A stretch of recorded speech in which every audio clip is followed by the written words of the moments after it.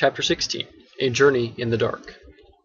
It was evening, and the grey light was again waning fast when they halted for the night.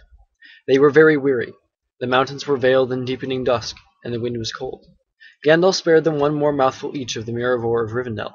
When they had eaten some food, he called a council. "We cannot, of course, go on again tonight," he said. "The attack on the Red Horn Gate has tired us out, and we must rest here for a while." "And then where are we to go?" asked Frodo. "We still have our journey and our errand before us," answered Gandalf. "We have no choice but to go on or to return to Rivendell." Pippin's face brightened visibly at the mere mention of return to Rivendell.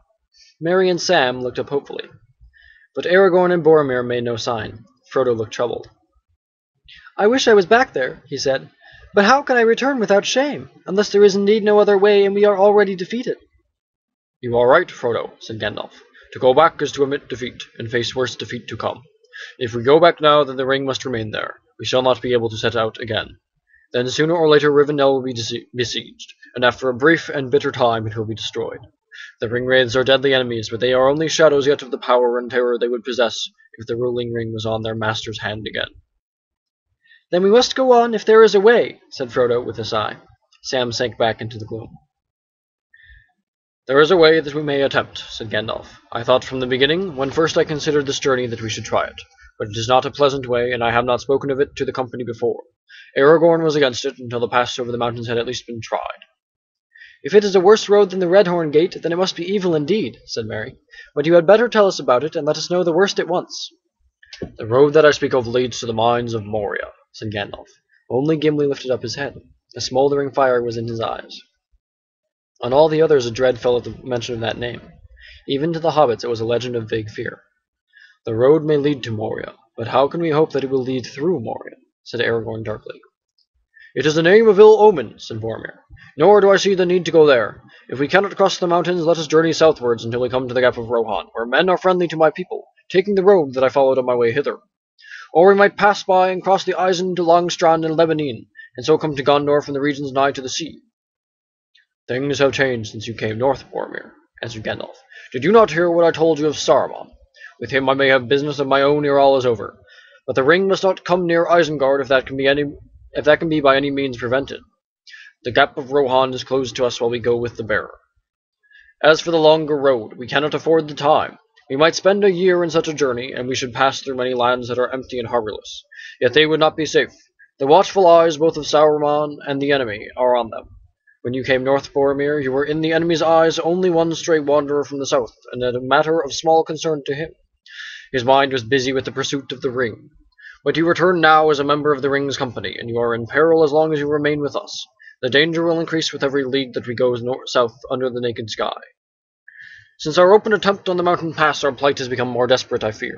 I see now little hope if we do not soon vanish from sight for a while, and cover our trail. Therefore I advise that we should go neither over the mountains nor round them, but under them. That is a road, at any rate, that the enemy will least expect us to take."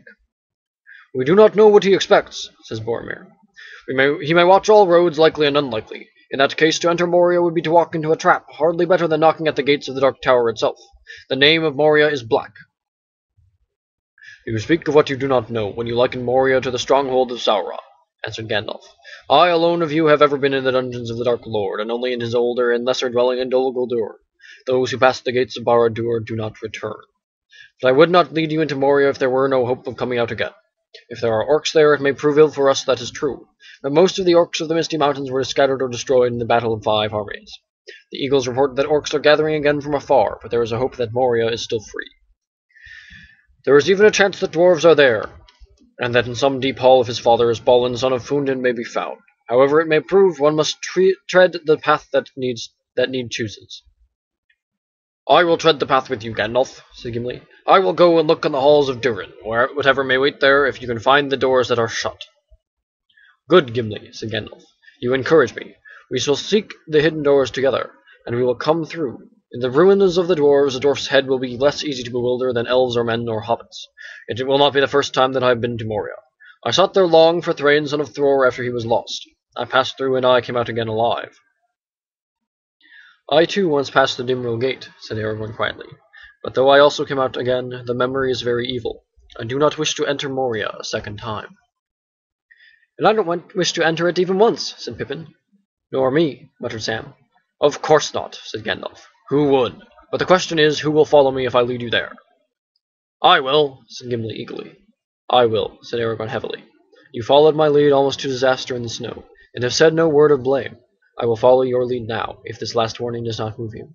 It is not of the ring nor of us others that I am thinking now, but of you, Gandalf. And I say to you, if you pass the doors of Moria, beware. I will not go, said Boromir, not unless the vote of the whole company is against me. What do Legolas and the little folk say? The ring-bearer's voice surely should be heard. I do not wish to go to Moria, said Legolas. The hobbit said nothing. Sam looked at Frodo, and at last Frodo spoke. I do not wish to go, he said, but neither do I wish to refuse the advice of Gandalf. I beg that there should be no vote until we have slept on it. Gandalf will get votes easier in the light of the morning than in this cold gloom. How the wind howls! At these words all fell into silent thought.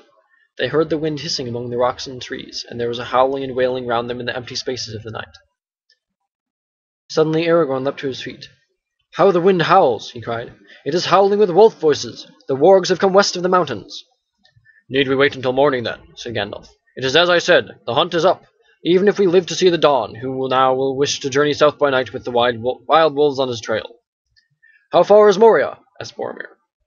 There is a door southwest of Caradhras, some 15 miles as the crow flies, and maybe 20 as the wolf runs, answered Gandalf grimly. Then let us start as soon as it is light tomorrow, if we can, said Boromir. The wolf that one hears is worse than the orc that one fears. True, said Aragorn, loosening his sword in its sheath. But where the warg howls, there also the orc prowls. I wish I had taken Elrond's advice, muttered Pippin to Sam. I am no good after all. There is not enough of the breed of Bandabras the Bull-roarer in me.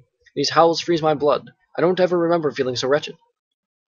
My heart's right down to my toes, Mr. Pippin, said Sam. But we aren't dead yet, and there are some stout folk here with us. Whatever may be in store for old Gandalf, I'll wager it isn't a wolf's belly. For their defence in the night, the company climbed to the top of a small hill, under which they had been sheltering.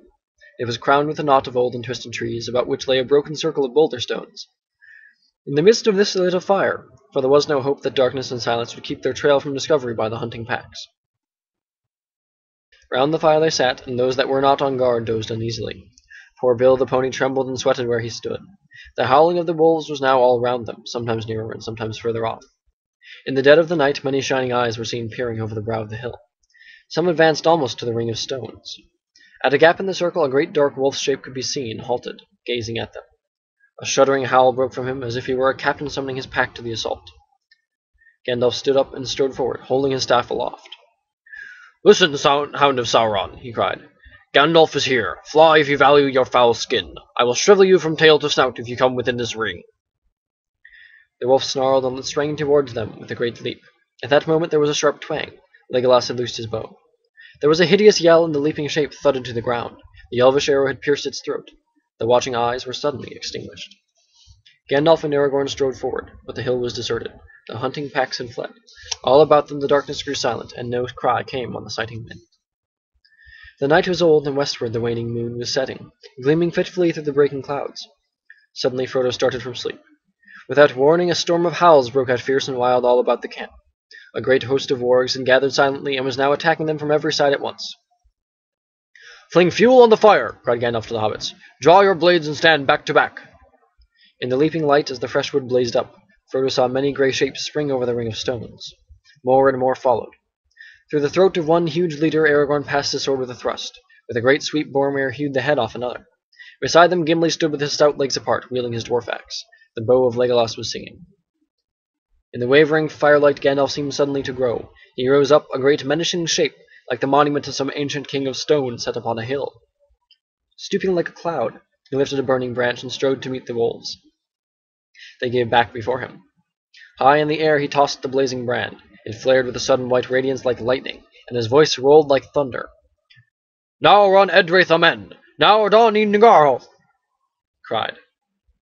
There was a roar and a crackle, and the tree above him burst into a leaf and bloom of blinding flame. The fire leapt from treetop to treetop. The whole hill was crowned with dazzling light. The swords and knives of the defenders shone and flickered. The last arrow of Legolas kindled in the air as it flew, and plunged burning into the heart of a great wolf chieftain. All the others fled. Slowly the fire died, till nothing was left but the falling ash and sparks. A bitter smoke curled above the burn of tree stumps, and blew darkly from the hill, as the first light of dawn came dimly in the sky. Their enemies were routed and did not return. "What did I tell you, Mr. Pippin?" said Sam, sheathing his sword. "Wolves won't get him. That was an eye-opener, and no mistake. Nearly singed the hair off my head." When the full light of the morning came, no signs of the wolves were to be found, and they looked in vain for the bodies of the dead. No trace of the fight remained but the charred trees and the arrows of Legolas lying on the hilltop. All were undamaged, save one of which only the point was left. "It is as I feared," said Gandalf. "These were no ordinary wolves hunting for food in the wilderness. Let us eat quickly and go." That day the weather changed again, almost as if it was to the command of some power that had no longer any use for snow, since they had retreated from the pass. A power that wished now to have a clear light in which things that moved in the wild could be seen from far away. The wind had been turning through north to northwest through the night, and now it failed. The clouds vanished southwards, and the sky was open, high and blue. As they stood upon the hillside ready to depart, a pale sunlight gleamed over the mountain tops. "We must reach the doors before sunset," said Gandalf, "or I fear we shall not reach them at all. It is not far, but our path may be winding, for here Aragorn cannot guide us. He has seldom walked in this country, and only once have I been under the west wall of Moria, and that was long ago. There it lies," he said, pointing away southeastwards, to where the mountains aside fell sheer into the shadows at their feet. In the distance could be dimly seen a line of bare cliffs, and in their midst, taller than the rest, one great grey wall. "When we left the pass I led you southwards, and not back to our starting point, as some of you may have noticed. It is well that I did so, for now we have several miles less to cross, and haste is needed. Let us go." "I do not know which to hope," said Boromir grimly. "That Gandalf will find what he seeks, or that coming to the cliff we shall find the gates lost forever. All choices seem ill, and to be caught between wolves and the wall the likeliest chance. Lead on." Gimli now walked ahead by the wizard's side, so eager was he to come to Moria. Together they led the company back towards the mountains. The only road of old to Moria from the west had lain along the course of a stream, the Surana, that ran out from the feet of the cliffs near where the doors had stood. Either Gandalf was astray, or else the land had changed in recent years, for he did not strike the stream where he looked to find it, only a few miles southwards from their start. The morning was passing towards noon, and still the company wandered and scrambled in a barren country of red stones. Nowhere could they see any gleam of water or hear any sound of it. All was bleak and dry. Their hearts sank. They saw no living thing, and not a bird was in the sky. But what the night would bring if it caught them in that lost land, none of them cared to think. Suddenly Gimli, who had pressed on ahead, called back to them. He was standing on a knoll and pointing to the right. Hurrying up, they saw below them a deep and narrow channel. It was empty and silent, and hardly a trickle of water flowed among the brown and red-stained stones of its bed. But on the near side there was a path, much broken and decayed, that wound its way among the ruined walls and paving stones of an ancient high road. "Ah, here it is at last," said Gandalf. "This is where the stream ran, Sirinon, the Gate Stream they used to call it. But what has happened to the water I cannot guess. It used to be swift and noisy. Come, we must hurry on. We are late." The company was footsore and tired, but they trudged doggedly along the rough and winding track for many miles. The sun turned from the noon and began to go west. After a brief halt and a hasty meal they went on again. Before them the mountains frowned, but their path lay in a deep trough of land, and they could see only the higher shoulders and the far eastward peaks. At length they came to a sharp bend. There the road, which had been veering southwards between the brink of the channel and a steep fall of the land to the left, turned and went due east again. Rounding the corner they saw before them a low cliff, some 5 fathoms high, with a broken and jagged top. Over it a trickling water dripped, through a wide cleft that seemed to have been carved out by a fall that had once been strong and full. "Indeed things have changed," said Gandalf, "but there is no mistaking the place. There is all that remains of the Stair Falls. If I remember right, there was a flight of steps cut in the rock at their side. The main road wound away left and climbed the several loops up to the level ground at the top. There used to be a shallow valley beyond the falls right up to the walls of Moria, and the Sirinon flowed through it with the road beside it. Let us go and see what things are like now." They found the stone steps without difficulty, and Gimli sprang swiftly up with them, followed by Gandalf and Frodo. When they reached the top they saw that they could go no further than that, and the reason for the drawing up the great stream was revealed. Behind them the sinking sun filled the cool western sky with glimmering gold. Before them stretched a dark, still lake. Neither sky nor sunset was reflected on its sullen surface. The Sirinon had been dammed and had filled all the valley. Beyond the ominous water were reared vast cliffs, their stern faces pallid in the fading light, final and impassable. No sign of gate or entrance, not a fissure or crack could Frodo see in the frowning stone. "There are the walls of Moria," said Gandalf, pointing across the water. "And there the gate stood once upon a time, the elven door at the end of the road from Holland by which we have come. But this way is blocked. None of the company, I guess, will wish to swim this gloomy water at the end of the day. It has an unwholesome look."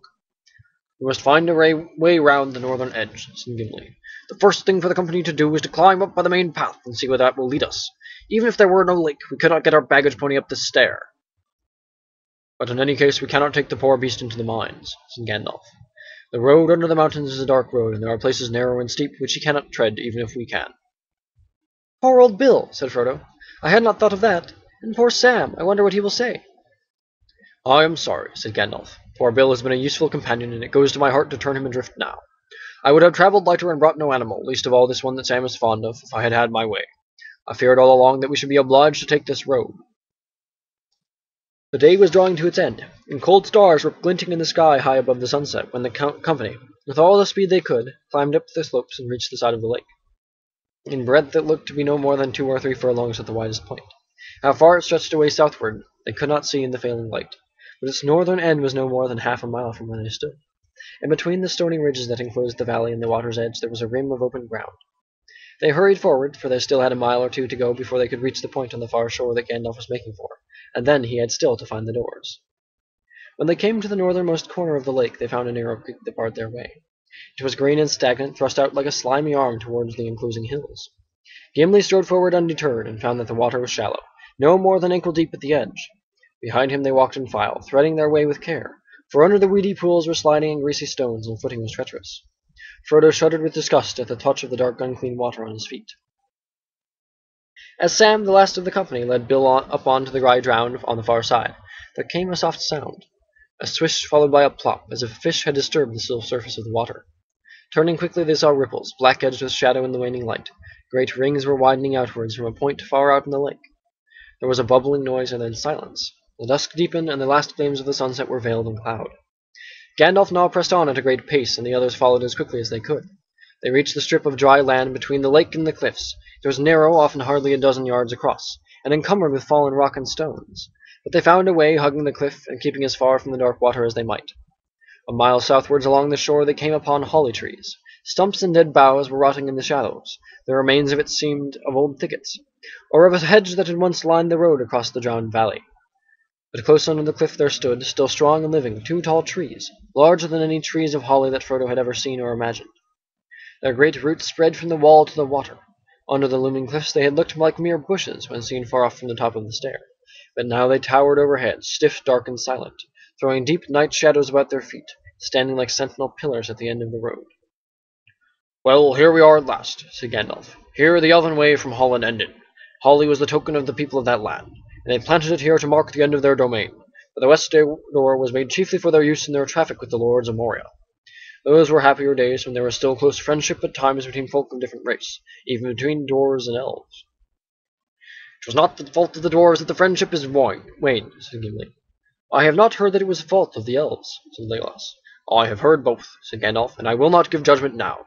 But I beg you two, Legolas and Gimli, at least to be friends and to help me. I need you both. The doors are shut and hidden, and the sooner we find them the better. Night is at hand." Turning to the others, he said, "While I am searching, will you each make ready to enter the mines? For here I fear we must say farewell to our good beast of burden. You must lay aside much of the stuff that we brought against bitter weather. You will not need it inside, nor I hope when we come through and journey on down into the south. Instead, each of us must take a share of what the pony carried, especially the food and the water-skins." "But you can't leave poor old Mr. Bill behind this forsaken place, Mr. Gandalf," cried Sam, angry and distressed. "I won't have it, and that's flat, and after he has come so far and all." "I am sorry, Sam," said the wizard, "but when the door opens I do not think you will be able to drag your Bill inside, into the long dark of Moria. You will have to choose between Bill and your master." "He'd follow Mr. Frodo into a dragon's den if I let him," protested Sam. "It'd be nothing short of murder to turn him loose with all those wolves around." "He'll be short of murder, I hope," said Gandalf. He laid his hand on the pony's head and spoke in a low voice. "Go with words of guard and guiding on you," he said. "You are a wise beast and have learned much in Rivendell. Make your ways to places where you can find grass, and so come in time to Elrond's house, or wherever you wish to go. There, Sam. You will have quite as much chance of escaping wolves and getting home as we have." Sam stood sullenly by the pony and returned no answer. Bill, seeming to understand well what was going on, nuzzled up to him, putting his nose to Sam's ear. Sam burst into tears and fumbling with the straps, unlading all the pony's packs and throwing them on the ground.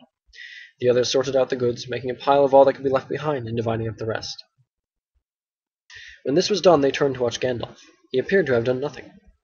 He was standing between the two trees, gazing at the blank wall of the cliff, as if he would bore a hole into it with his eyes. Gimli was wandering about, tapping the stone here and there with his axe. Legolas was pressed against the rock, as if listening. "Well, here we are, and all ready," said Merry. "But where are the doors? I can't see any sign of them." "Dwarf doors are not made to be seen when shut," said Gimli. "They are invisible, and their own masters cannot find them or open them if their secret is forgotten." "But this door was not made to be a secret known only to dwarves," said Gandalf, coming suddenly to life and turning around. "Unless things are altogether changed, eyes that know what to look for may discover the signs." He walked forward to the wall. Right between the shadow of the trees there was a smooth space, and over this he passed his hands to and fro, muttering words under his breath. Then he stepped back. "Look," he said. "Can you see anything now?" The moon now shone upon the grey face of the rock, but they could see nothing else for a while. Then slowly on the surface, where the wizard's hands had passed, faint lines appeared, like slender veins of silver running in the stone. At first they were no more than pale gossamer threads, so fine that they only twinkled fitfully where the moon caught them. But steadily they grew broader and clearer, until their design could be guessed. At the top, as high as Gandalf could reach, was an arch of interlacing letters in an elvish character. Below, though the threads were in places blurred or broken, the outline could be seen of an anvil and hammer, surmounted by the crown with 7 stars. Beneath these again were 2 trees, each bearing crescent moons. More clearly than all else there shone forth in the middle of the door a single star with many rays. "There are the emblems of Durin," cried Gimli. "And there is the tree of the High Elves," said Legolas. "And the star of the House of Feanor," said Gandalf. "They are wrought of Ethel Din that mirrors only starlight and moonlight, and sleeps until it is touched by one who speaks words now long forgotten in Middle-earth. It is long since I heard them, and I thought deeply before I could recall them to my mind." "What does the writing say?" asked Frodo, who was trying to decipher the inscription on the arch. "I thought I knew the elf letters, but I cannot read these." "These words are in the elven tongue of the west of Middle-earth in the elder days," answered Gandalf. "But they do not say anything of importance to us. They say only, 'The doors of Durin, Lord of Moria. Speak, friend, and enter.' And underneath, small and faint, is written, 'I, Narvi, made them. Celebrimbor of Holland drew these signs.'" "What does it mean by 'speak, friend, and enter'?" asked Merry. "That is plain enough," said Gimli. "If you are a friend, speak the password, and the doors will open, and you can enter." "Yes," said Gandalf. "These doors are probably governed by words. Some dwarf gates will open only at special times or for particular persons, and some have locks and keys that are still needed when all necessary times and words are known. These doors have no key. In the days of Durin they were not secret. They usually stood open and doorward sat here. But if they were shut, and any who knew the opening word could speak it and pass in. At least so it is recorded, is it not, Gimli?" "It is," said the dwarf. "But what the word it was is not remembered. Narvi and his craft and all his kindred have vanished from the earth." "But do not you know the word, Gandalf?" asked Boromir in surprise. "No," said the wizard. The others looked dismayed. Only Aragorn, who knew Gandalf well, remained silent and unmoved. "Then what was the use of bringing us to this accursed spot?" cried Boromir, glancing back with a shudder at the dark water. "You told us that you have once passed through the mines. How could that be if you did not know how to enter?" "The answer to your first question, Boromir," said the wizard, "is that I do not know the word yet. But we shall soon see, and," he added, with a glint in his eyes under their bristling brows, "you may ask what is the use of my deeds when they are proved useless. As for your other question, do you doubt my tale, or have you no wits left? I did not enter this way, I came from the east. If you wish to know, I will tell you that these doors open outwards. From the inside you must thrust them open with your hands. From the outside nothing will move them save the spell of command. They cannot be forced inwards." "What are you going to do, then?" asked Pippin, undaunted by the wizard's bristling brows. "Knock on the doors with your head, Peregrine Took," said Gandalf. "But if that does not shatter them, then I am allowed a little peace from foolish questions. I will seek for the opening words. I once knew every spell in all the tongues of elves or men or orcs that was ever used for such a purpose. I can still remember 10 score of them without searching in my mind. But only a few trials, I think, will be needed, and I shall not have to call on Gimli for words of the secret dwarf tongue that they teach to no one. The opening words were elvish, like the writing on the arch. That seems certain." He stepped up to the rock again, and lightly touched with his staff the silver star in the middle beneath the sign of the anvil. "Anon edhelen, edrohiaman, fenos nagorthim, losto bethan laban," he said in a commanding voice. The silver lines faded, but the blank grey stone did not stir. Many times he repeated those words in a different order, or varied them. Then he tried other spells, one after another, speaking now faster and louder, now soft and slow. Then he spoke many single words of elvish speech. Nothing happened. The cliff towered into the night, the countless stars were kindled, the wind blew cold, and the door stood fast. Again Gandalf approached the wall, and lifting up his arms, he spoke in tones of command and rising wrath. "Edro! Edro!" he cried, and struck the rock with his staff. "Open! Open!" he shouted, and followed it with the same command in every language that had ever been spoken in the west of Middle-earth. Then he threw his staff on the ground and sat down.